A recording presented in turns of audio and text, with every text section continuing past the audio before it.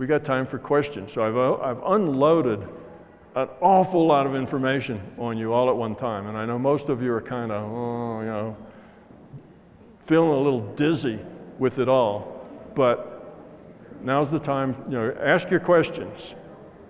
Okay, just raise your hand. Somebody should give you a microphone so the questions can be recorded, because this will all end up on YouTube. Now, if you don't want to be seen on YouTube, then you can write your question down and hand it to Diana, and she'll do it for you. But so get a mic ready, and Diana, do you want to select the people? Get the hands, and oh yeah, let me put my headset on. Yeah, got it.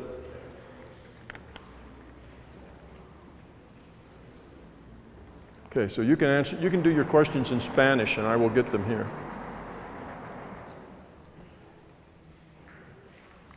Thank you, Tom.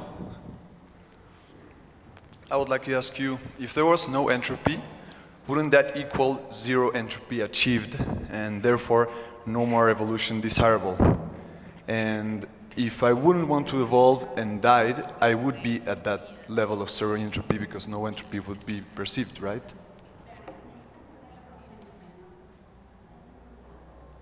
Yeah. Okay. Okay. Oh, okay. All right. Okay, gracias, Tom. Mi pregunta es, Well, my question is, if a being does not evolve, does he disintegrate and become simple random bits with no information? If there is no information, then no level of entropy can be perceived, which would mean that we have reached zero entropy, which is actually what evolution strives for. So what is the desire of evolving, of coming closer to zero entropy, if we can come closer to it by extinction, by just not evolving anymore?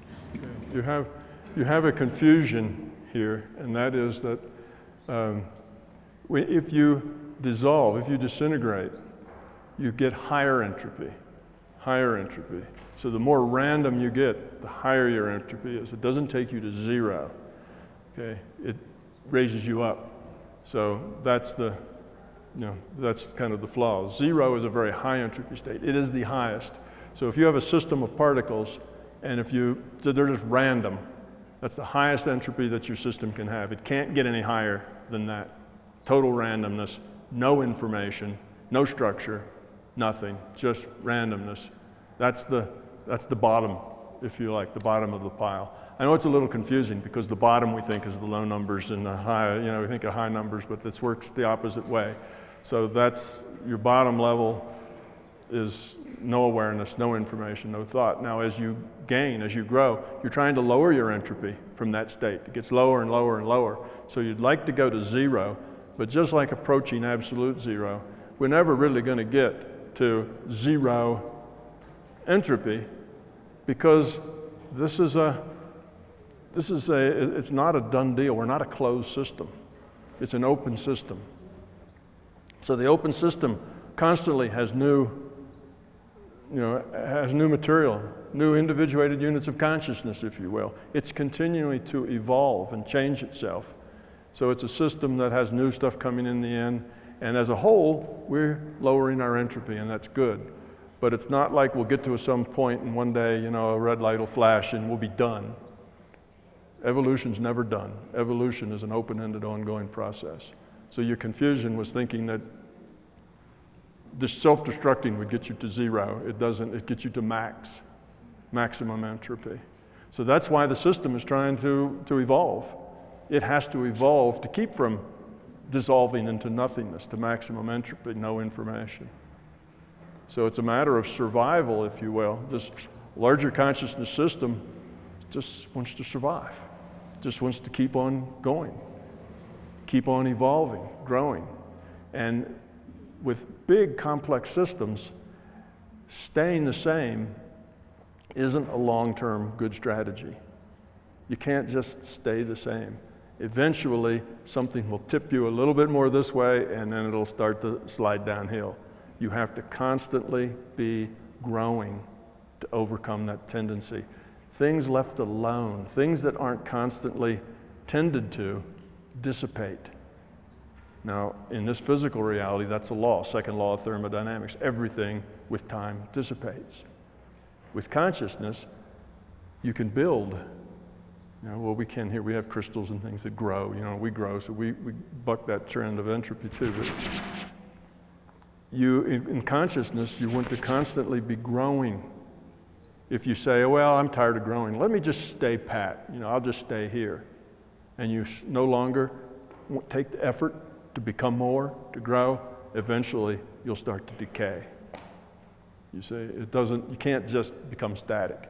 So it always has to remain a moving, evolving, happening system, and it's never actually going to get to zero entropy because there's always new stuff coming in. Okay. When you were talking about entropy and about how in order to decrease it, you need to make more patterns of consciousness. And as you said, it could be up and down, and you can predict then that the next one will be up or the next one will be down. Those are rational patterns, aren't they? Is there such thing as irrational patterns? Are there patterns that we cannot become aware of? Or will there always be a way to make something conscious and predictable?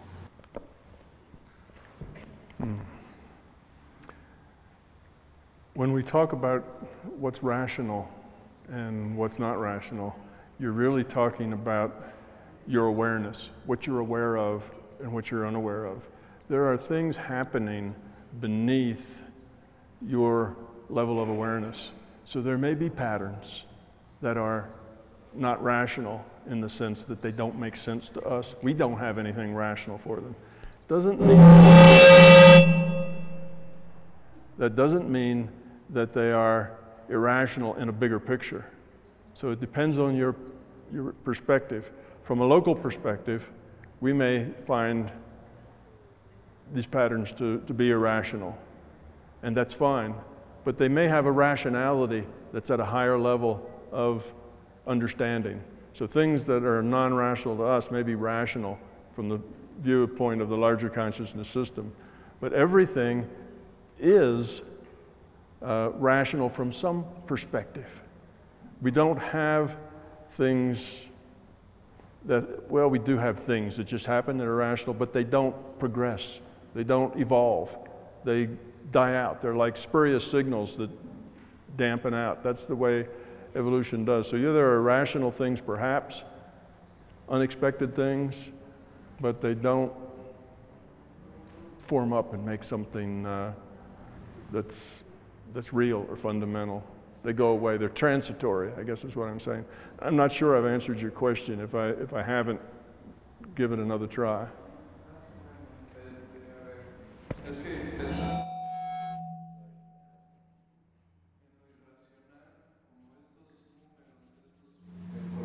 The irrational, these figures, these proportions, all of these things that we can see in nature and whose essence is irrational. Does something like that happen within conscious processes? Are there things that we will never be able to say, that we will never be able to predict in this rational way? Are there things that will always be bigger than us? Yes. There will always be things that are bigger than us. Remember, our viewpoint is local. When I say us, now I mean us in the virtual reality. Us in the virtual reality have a very limited viewpoint. We can get out of this virtual reality and we have a bigger viewpoint. But then beyond that, there's even a bigger viewpoint of things we don't understand. Everything that continues on, that evolves, that's significant, will have some sort of causality and rationality behind it. Those things that are not die out and go away. They're transitory. So yes, there is a fundamental rationality to the universe. There's a fundamental rationality to consciousness. There's purpose and intent there that are understandable if you had a big enough picture. But if you have the little picture that we have from the view of this universe, there's all kinds of things that may seem irrational. This double slit experiment seems unrational to most traditional physicists. That C is a constant seems unrational to most physicists. It just doesn't seem to make any sense. But in fact, from a bigger picture, it makes good sense. So there's lots of things like that. Healing with your mind. The placebo effect doesn't make any sense. Why should what you tell a patient make any difference of how his liver is, reacting? Why should that have any effect? It seems irrational, but we know it's a fact. Placebo effect is a fact. So lots of things that seem irrational to us, it's just because we don't understand at a high enough level to see the causality behind it. But the whole thing is a rational system. But it doesn't necessarily appear rational to everybody in it.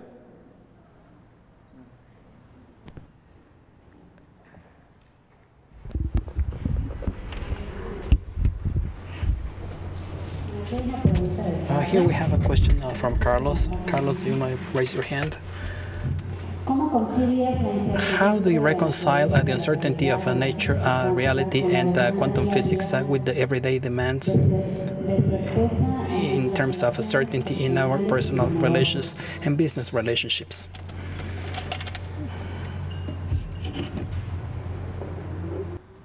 Could you read that again? How do you reconcile? How do you reconcile the uncertainty of the nature of the reality of quantum physics with the everyday demands of certainty in our personal relationships and business relationships? Muy bien. Yes, there is. The general rule is that the reason that the quantum physics acts as it does is because of uncertainty. We don't know where that particle is as it approaches the slits. So because there's uncertainty, then it could exist anywhere. And in probability, that means the probability function is wide. So the probability function covers both slits. That's why it works. If we knew exactly where that particle was, if we were tracing that particle, then that's the same as having a detector. We'd know exactly where it went, and we'd only get little spots behind the particle. So it's because of the uncertainty that the probability world allows us to make those random draws from probability distributions and get real results. Our world works exactly the same way. When that man walked into the woods, the reason that he could draw from a random distribution was because he didn't know what was in the woods, and neither did anybody else. It was perfectly uncertain. And to the degree that it was uncertain,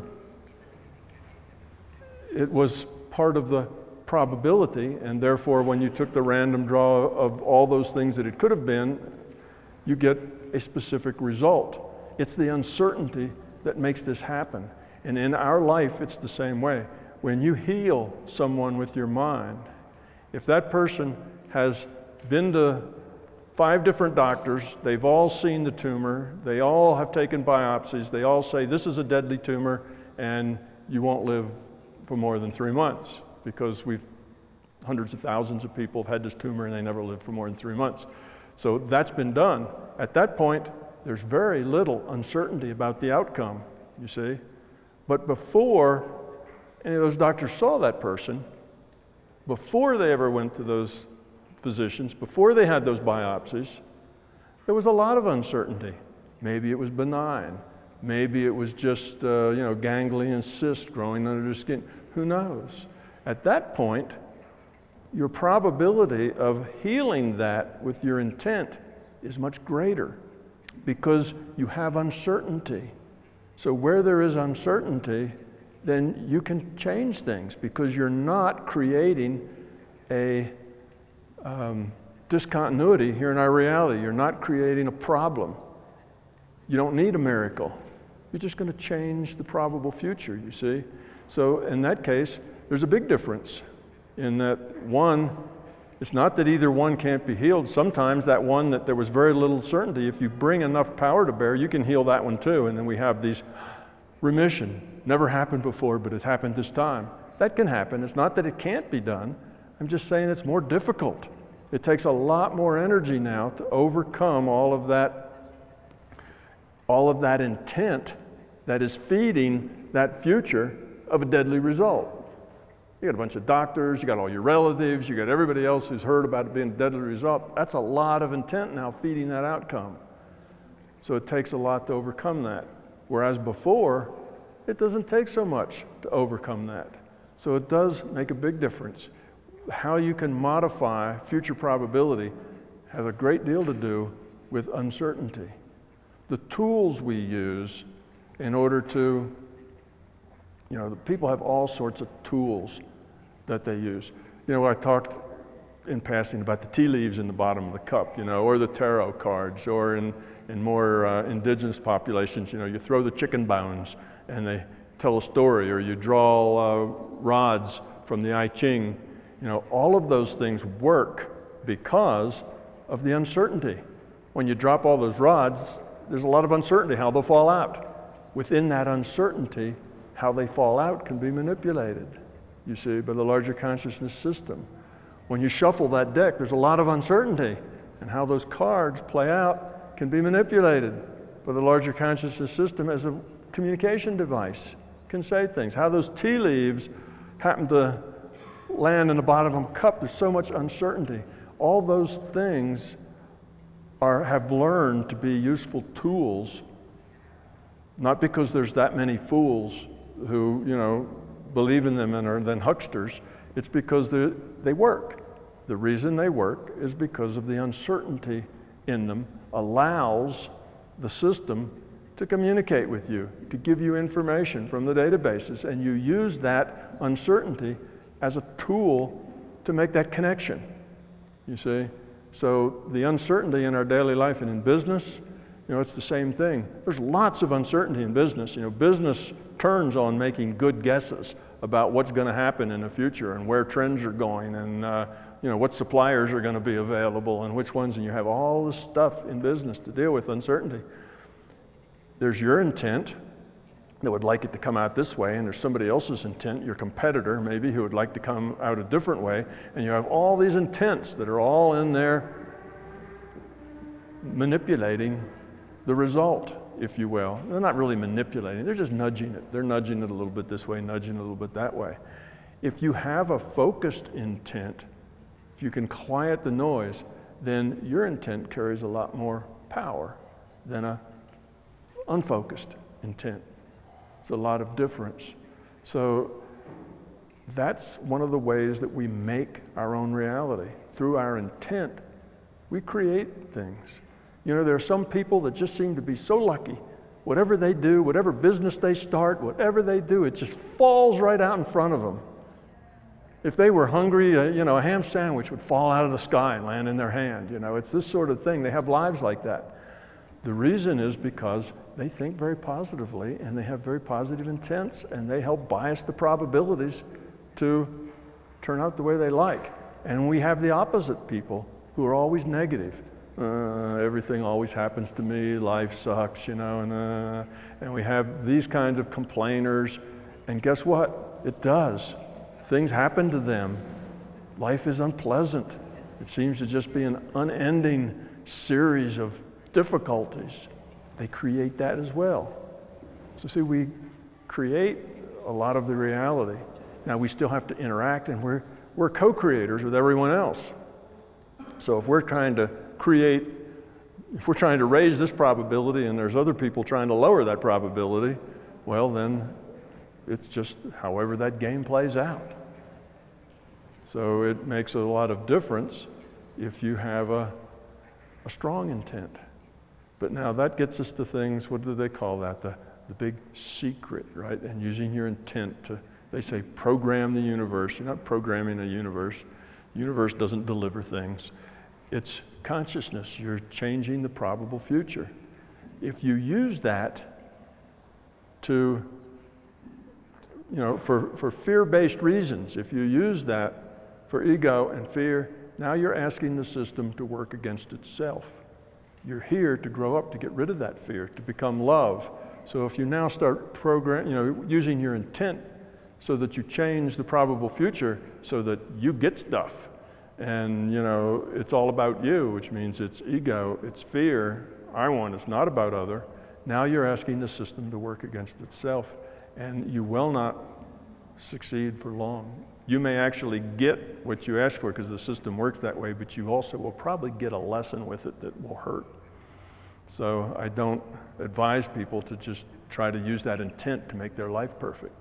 That's the wrong idea. That's the self-centered ego thinking only about itself. You modify that intent to be helpful, to be useful, to help others. That's what you use that intent for, to give. It's not what can I get and how can I make this reality be the way I want it. It's how can I help? How can I make this reality better for everybody? So if it's about you, you're not going to get very far with that. You may get a few things, but you'll probably get a serious lesson. You'll probably get hit between the eyes, with the proverbial 2x4 to get your attention for not, for that, because the system, that's not what the system wants. The system needs us to grow because we evolve, it evolves. And the system will help you. We're not just here sink or swim. The system will aid you in your evolution, help wake you up, help you see bigger realities. You'll just happen to run into a piece of information that suits you called synchronicity. The system is nudging us toward growth, but we have free will. We can ignore those nudges if we like. So that's a very good question about your intent.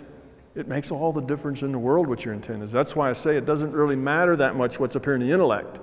That intellect can just jabber on and have wants and needs and stuff and jabber on. What matters is at the core of your being where that intent, and if that intent is a good, positive, entropy-reducing intent, and if you've learned to quiet your mind so that intent is clear and powerful, you will have a strong effect. And anybody can learn to do that. But you have to grow up. The more you grow up, the easier it is. The more you try to force it through the intellect, the more frustrated you get.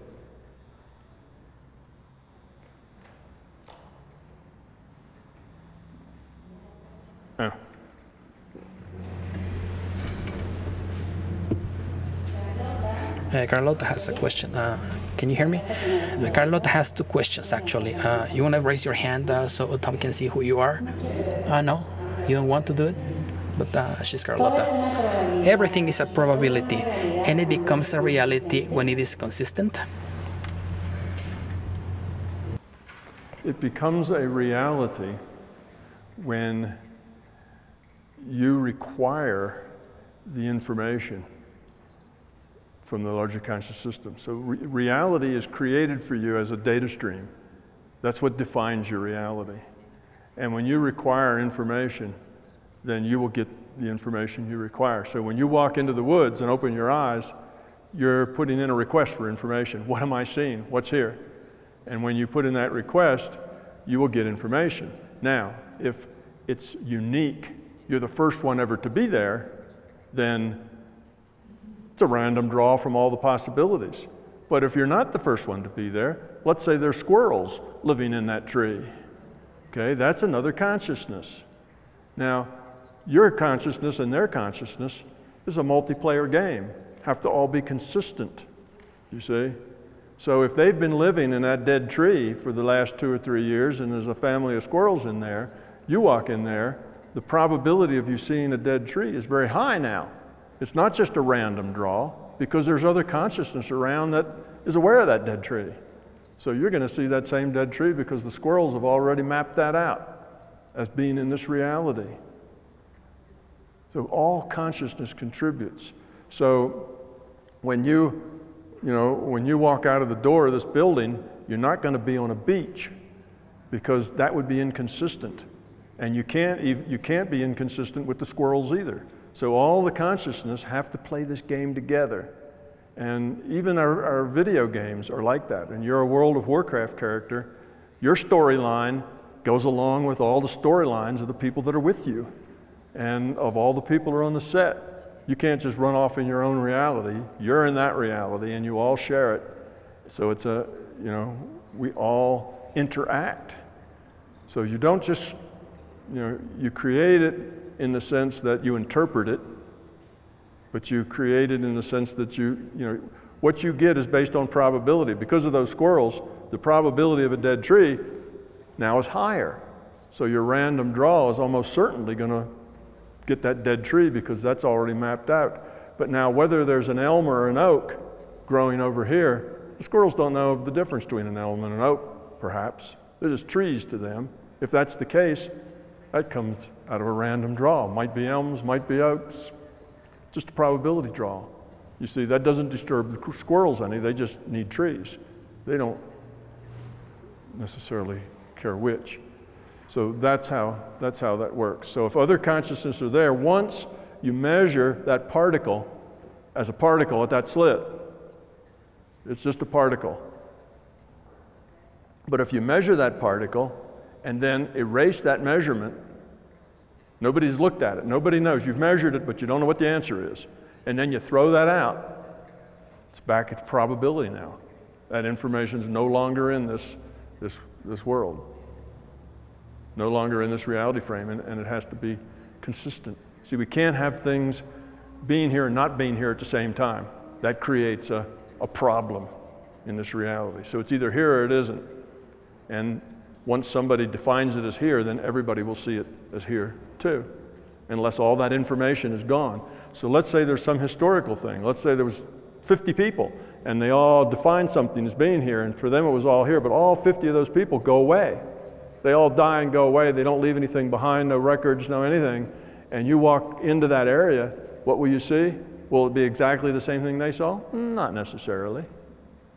Now, it'll have to be consistent with the surroundings. Like I say, you're not going to get a grove of palm trees, you know, on a mountaintop. That wouldn't be consistent. Our rule set says that won't happen. Palm trees won't grow on mountaintops. So you're limited by what's probable. Now, every once in a while, you can draw out from the edge. You know, here's your probability curve. It goes up, it's high, it goes down. Sometimes that random draw isn't what's probable. Sometimes it's all the way out here under the end. And that's those cases where just unbelievable stuff happens. You do find a palm tree, you know, on top of the mountain or something like that. It just happens. It's just weird stuff happens. We depend on that in physics. In physics, we have a thing called tunneling diodes, a standard electronic component that's in all kind of electronic stuff. We depend on it all the time. And that's based on this idea that every once in a while, that random draw is all the way out on the tail of the distribution. They take particles, and those particles don't have enough energy to get out of this spot. I got the particles in a box, and they can't get out of the box, classically. But if you make a measurement out here outside the box, you make it a billion times, almost always it'll be zero because the probability is almost zero. But every once in a while, you just grab a random draw from the tail of the probability curve and you'll get a particle out there. No explanation. How did it get there? Classically, it's impossible, but it happens. It's called tunneling, and it's a standard. It's so standard, like I say, it's in electronic components. And that's just that occasionally a very strange thing happens. You know, occasionally you get the odd result rather than the expected result. And that happens in our lives. You know, sometimes we just, like, how could that possibly be that way? And it just is. In a probabilistic virtual reality, almost anything is possible. Almost anything is possible. But almost anything isn't necessarily probable, but it's possible. And sometimes it happens.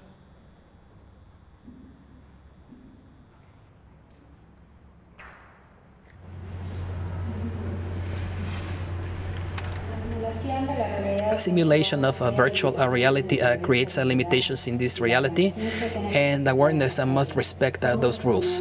How were those rules created?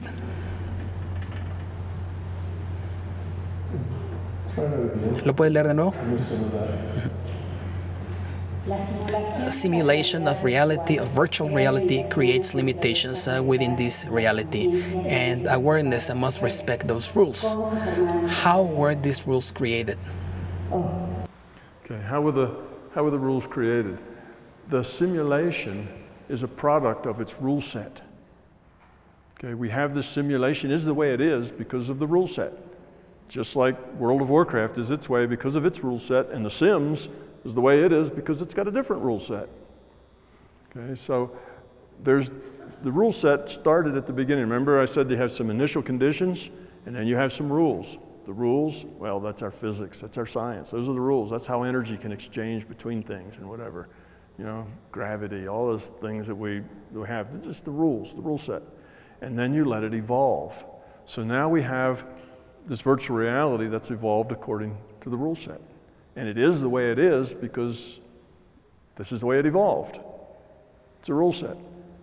You can't, like I say, you know, we can't jump higher than tall buildings. Only Superman can do that, right? We can't do that, and that's because of the rule set.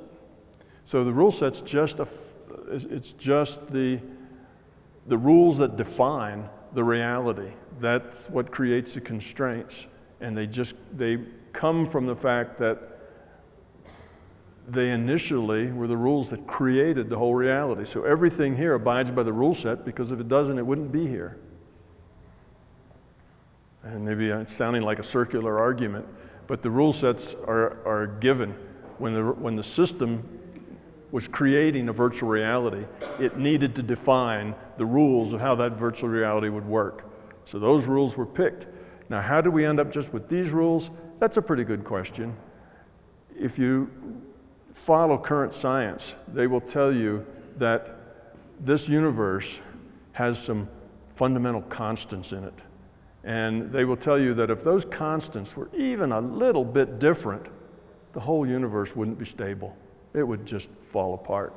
So there's all sorts of these very particular values of the way things interact with each other. And if that wasn't it, you know, if a rule set for gravity wasn't that it decreased with r square, you know, with the square of the distance between them, if it was the cube, or if it was instead of the square, it was the 2.1, totally different place. Wouldn't exist. It's important that we had just these rules because they all work together to make a stable virtual reality. What happened, I'm sure, this virtual reality evolved. So the rule set was, let's try this and see what happens. And it evolves out and self-destructs. Oh, let's change that rule a little bit. All right, let it go out and it self-destructs. It's called evolution. So it's not like somebody one day said, okay, you know, here are the rules and here's the initial conditions and we got this reality. That's too simple. This evolved. There were probably millions of tries of what worked and tweaking of constants in the 10th decimal place before they got something that was at least stable over a long period of time. And is this universe stable forever? No. Second law of thermodynamics says that eventually this universe will be nothing but elementary particles, you know, hydrogen atoms. That's because everything disintegrates, everything rots, everything goes away. Yes, we can grow. In the bigger picture, second law of thermodynamics says that everything will go away. Like our sun will one day explode, and when it does, it will expand, and when it does, you know, this whole planet will be just a crispy little rock. So things like that will happen.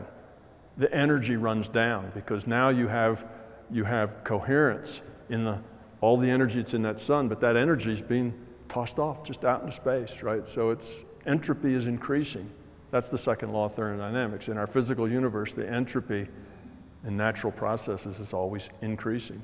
So the universe isn't stable in the sense that it'll be there forever, but they finally got the right rule set to make a universe that's stable enough that it would serve as this schoolhouse. And so we're using it. Now the neat thing about digital simulations is you can always restart. You can always go back to this point and start over again. You can pause, you know, you can fast forward, you know, you can rewind, you know, there's things you can do in a digital reality. So in that sense, you might say that, well, maybe it will last forever because you can always reset, you can change things, You can start another one at initial, you can start another one over. It's a digital reality. So I say almost anything can be done. But that's where the rules came from. They evolved like everything else. And eventually, they found a set that worked, created a stable place where the evolution could continue rather than just blow up. So here we are, and that's why we have these fundamental constants that if they changed in the 4th decimal place, the whole place would disappear, wouldn't be here. And it's like, wow, that's amazing. If we've got all these constants like that, somebody, the programmer, must have been really smart to know just how to set all these things to make it work. It's not that you had a smart programmer, you just had billions of tries. And the ones that succeed, last. The ones that don't, nobody knows about. They all went away. So you don't have to posit, the genius that did it. It's just, there is genius behind it, no doubt. A larger conscious system that can create, it can evolve a virtual reality. That's a lot of genius in my estimation, but it just evolves. It's the way it is, and then we have to follow the rules. So everything we do has to be within the rule set of this evolution. Yeah.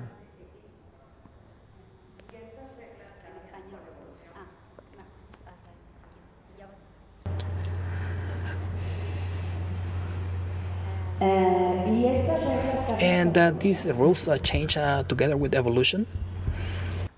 That's a good question. They are constant for very long periods of time because that keeps us stable. But there's nothing to say that you can't change them. They do change sometimes. Not much, but the system still gets tweaked every once in a while. So that's possible, yes, that the rule sets themselves can change.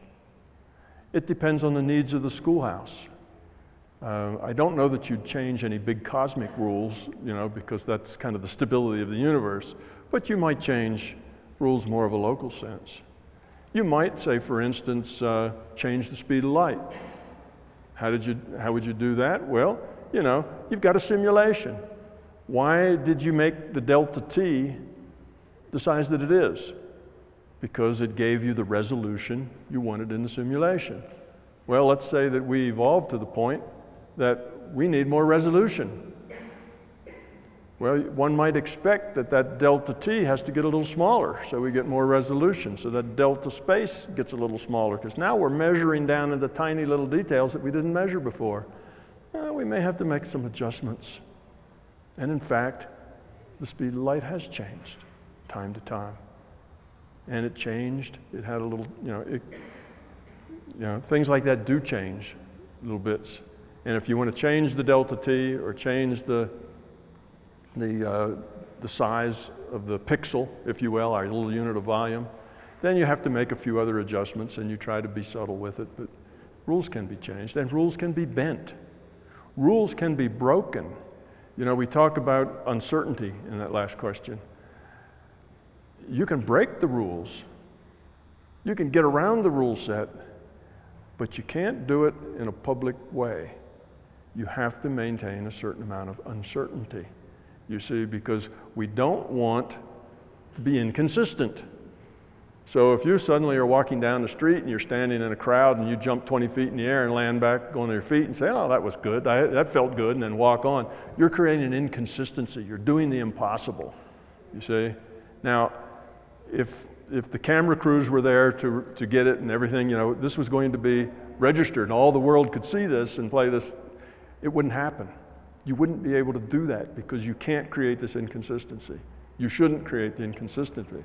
But let's say you do something somewhere else and there's only a few people and they may tell others, but nobody would believe them anyway, or they'd think the film was just doctored, somebody did it somebody created it, and we can do magic with video and that kind of thing. Then there's uncertainty there that it actually happened. Well, now you can probably do it because there's uncertainty. That's the same, we're talking about the healing. You see, it's the same thing. Where there's uncertainty, you can do that. So there's a thing in my books I call the psi uncertainty principle, which tells you when psi effects can be applied and how and what are the constraints and when they can't. And that, because there is this uncertainty principle, it makes psi seem very unreliable because it's like sometimes it works, sometimes it doesn't. Well, there's reasons for that. There are conditions under which it can work and conditions under which it's not acceptable. So, yeah, uncertainty is an important part of that puzzle.